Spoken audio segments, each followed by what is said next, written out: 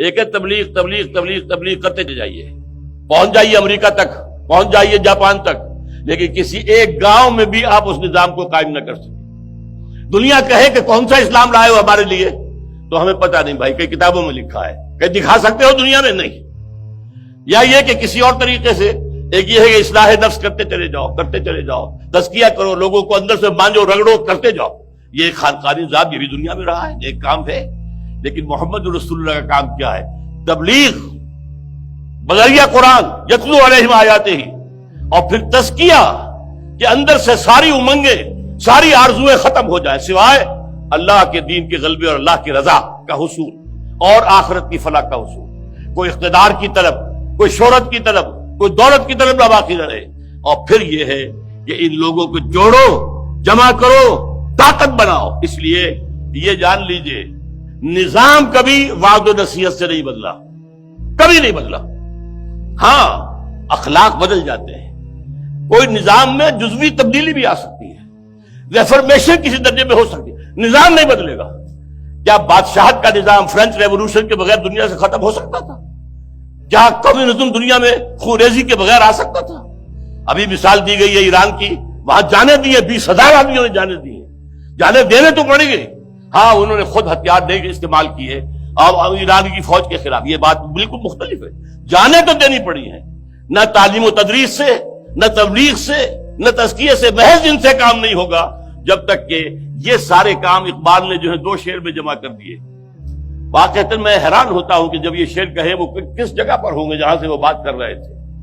گفتند جہان ماں آیا بتویں سعادت، اے اقبال ہم نے تمہیں جس دنیا میں بھیجا ہے تمہیں پسند آئی؟ گفتم کے نمی سعادت، میں نے کہا نہیں، اچھی نہیں ہے، کیا ظلم ہے؟ یہاں جو ہے خواجاز خونے رگے مزدور سعادت لال ناب، یہاں کا سرمایہ دار جو ہے مزدور کے رگوں کے خون سے اپنی شراب کشید کر کے پی رہا ہے، یہ مجھے کیسے پسند آئے دنیا؟ اور از جفائے دہ خدایاں کشتے دہقانہ خراب، اور یہ زمینداروں اور جاگیرداروں کے ظلم و جور سے دہقان کی جو ہے کھیتی ویران ہو گئی۔ تو اس لیے مجھے انقلاب انقلاب ہے انقلاب، تو کہا کہ مجھے پسند نہیں آیا۔ فرمایا گفتند کے برہمزن، توڑ دو، پھر اس کو ختم کر دو۔ اب کیسے ختم کر دیں؟ بانشہ درویشی درساز و دمادم زن، یہ درویشی ہے، دعوت دینی ہے، کسی کو کسی راستے پہ بلانا ہے، اس پر دوست تو نہیں جما سکتے۔ بات کہو گے تو نصیحت دل سے نکلی ہوئی بات ہوگی، اس کی خیر خواہی کی بنیاد پر ہوگی۔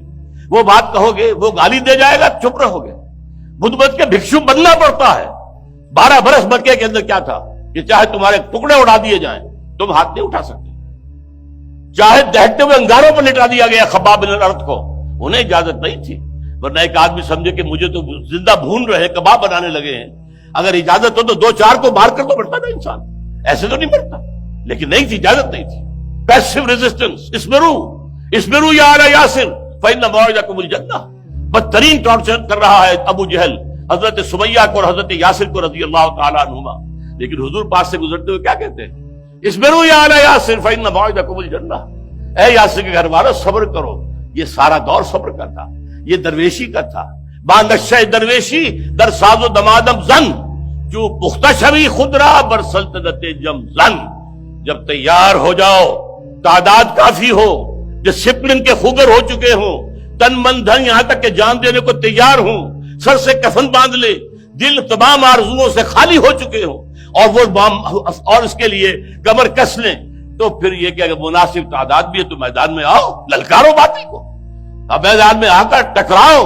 بادشاہ درویشی در ساز و دمادم زن، چو پختہ شوی خودرا بر سلطنت جم زن، اپنے آپ کو دے مارو سلطنت جم کے خلاف۔ یہ ہے انقلاب کا طریقہ، یہ ہے طریقے محمدی صلی اللہ علیہ وسلم۔ واللہ لن یصلح آخر هذه الامہ الا بما صلح به اولها، یہ تو پیشین گوئی حضور کی ہے کہ اس امت کے آخری دور میں قیامت سے پہلے پوری دنیا میں خلافت کا نظام آئے گا، آ کر رہے گا، لیکن آئے گا کیسے؟ امام مالک فرماتے ہیں کہ اسی طریقے سے آئے گا جس سے پہلی مرتبہ آیا تھا۔